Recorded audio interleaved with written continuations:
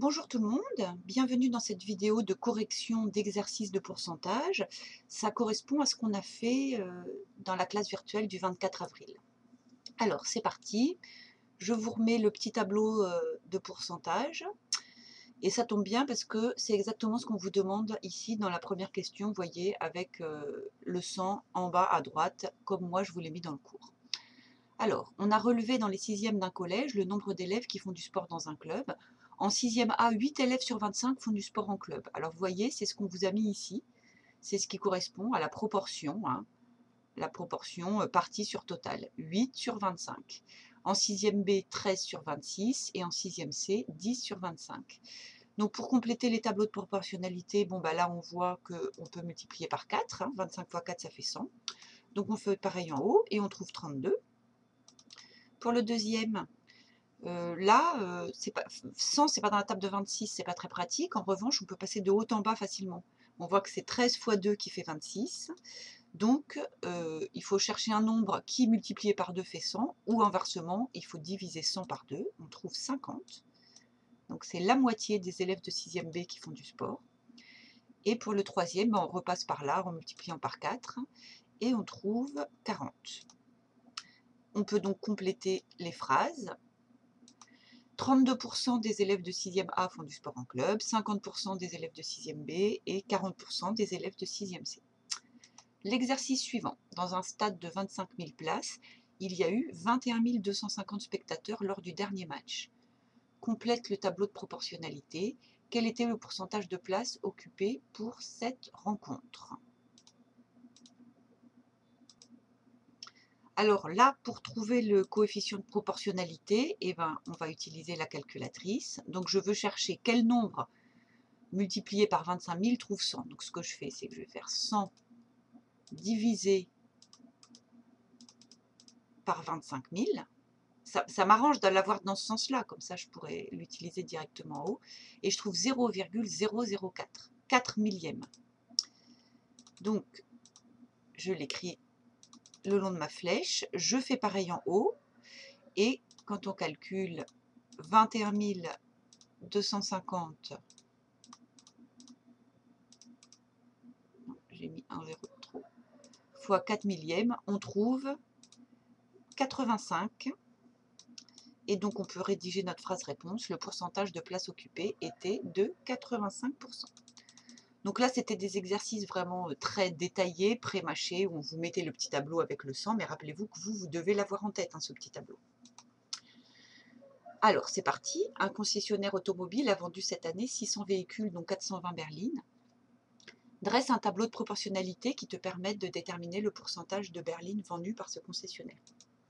Donc, on sait qu'il va ressembler à ça, notre tableau de proportionnalité. Alors, on vous demande le pourcentage, donc c'est cette case-là qui va rester vide. En revanche, les deux cases-là doivent être remplies avec les nombres de l'énoncé. Donc rappelez-vous, le total, c'est toujours plus grand que sa partie. Donc le 600, c'est le total. Et parmi ces 600, il y en a 420 qui sont des berlines. Alors là, pour calculer, on va chercher le coefficient de proportionnalité. Alors, si on cherche dans ce sens-là, là c'est intéressant de bien comprendre ce qui va suivre. Si je cherche dans ce sens-là, ça m'arrangerait pour le haut. Si je fais 100 divisé par 600. Ah, là je suis embêtée parce que je trouve un nombre qui ne s'arrête jamais. Je trouve 0,11111, enfin 1,66666 plutôt. Donc en fait, ça ne m'arrange pas. Donc dans ces cas-là, c'est plus intéressant de le faire dans l'autre sens. Parce que là, dans l'autre sens, j'ai un nombre qui s'arrête. J'ai un nombre exact que je peux écrire facilement. 100 fois 6. Et du coup, pour l'autre sens, au lieu de faire multiplier par 1,666, je fais diviser par 6. Et c'est quand même plus facile à écrire. Donc, et là en plus je peux le faire de tête parce que 420 divisé par 6, ça fait 70. Et ma phrase réponse, je peux l'écrire comme ceci par exemple, le pourcentage de berlines vendues est de 70%. Un collège de 620 élèves compte 372 élèves demi-pensionnaires, grand classique. Quel est le pourcentage d'élèves demi-pensionnaires de ce collège? Alors, le tableau, le total et la partie. Et pour calculer le pourcentage, là c'est pareil en fait. Si j'essaye de le faire dans le sens 100 divisé par 620, je vais trouver un nombre impossible. Alors que si je fais 620 divisé par 100, bon ben là, même de tête, on trouve que ça fait 6,2. Ok, c'est plus intéressant. Donc dans l'autre sens, parce que moi c'est dans l'autre sens que j'ai besoin de travailler, c'est divisé par 6,2. Mais au moins j'ai un nombre exact. Donc je divise 372 par 6,2.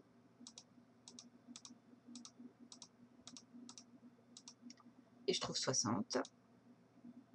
Donc je fais ma phrase réponse. Le pourcentage d'élèves demi-pensionnaires est de 60%.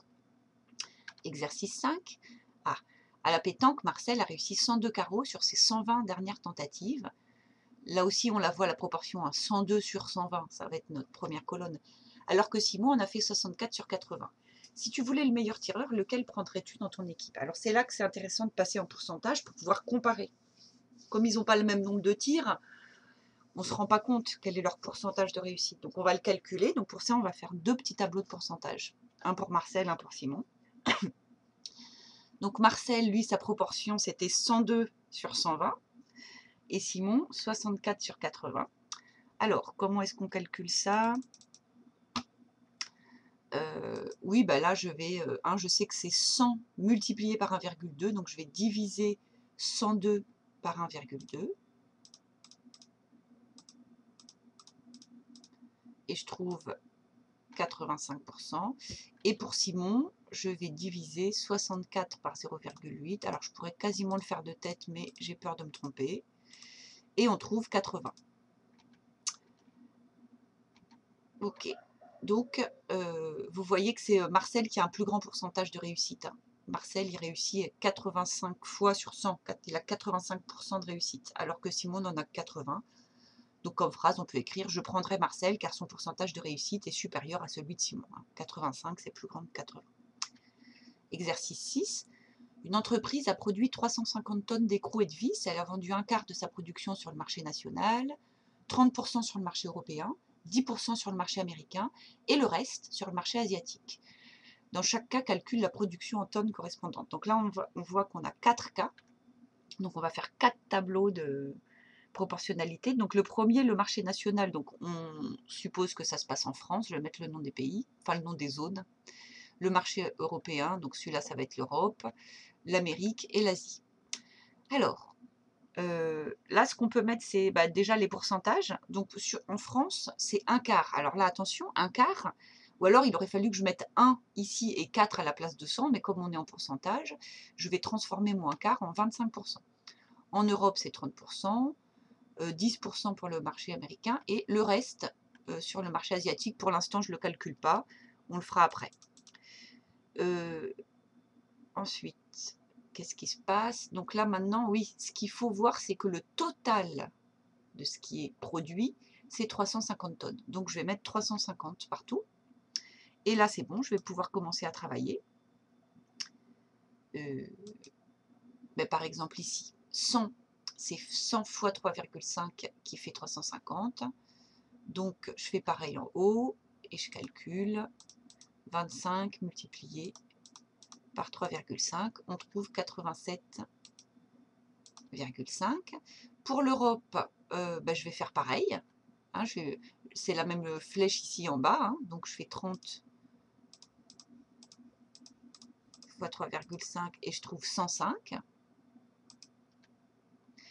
Et pour l'Amérique, pareil, 10 fois 3,5 et donc je vais trouver 35. Alors, pour l'Asie, il y a 2 possibilités. Soit je calcule directement la production, en faisant la production totale moins la production des autres zones. Hein. Ici, 350 moins la production de France ajoutée à celle d'Europe, ajoutée à celle d'Amérique, et donc on trouve 122,5 tonnes. Ou je peux aussi repasser par le pourcentage en me calculant, je vais le faire puisque j'ai préparé le tableau, si j'ai 25, 30 et 10, qu'est-ce qui reste comme pourcentage? Le complément à ça en fait. Hein.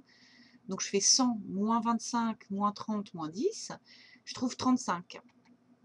Et là, je refais mon calcul, donc en fait, ça va être 35 fois 3,5 et je retrouve mon 122,5 tonnes. Donc là, je vais faire une phrase réponse par tableau. Donc la production vendue sur le marché national, hein, c'était en France, c'était 87,5 tonnes. Sur le marché européen, il est là 105 tonnes. Sur le marché américain, 35 tonnes. Et sur le marché asiatique, 122 tonnes,5. Voilà, donc il reste encore 2 vidéos pour finir toutes les corrections des classes virtuelles d'avant les vacances. Mais ça va aller vite, je les mets très bientôt. Donc à bientôt.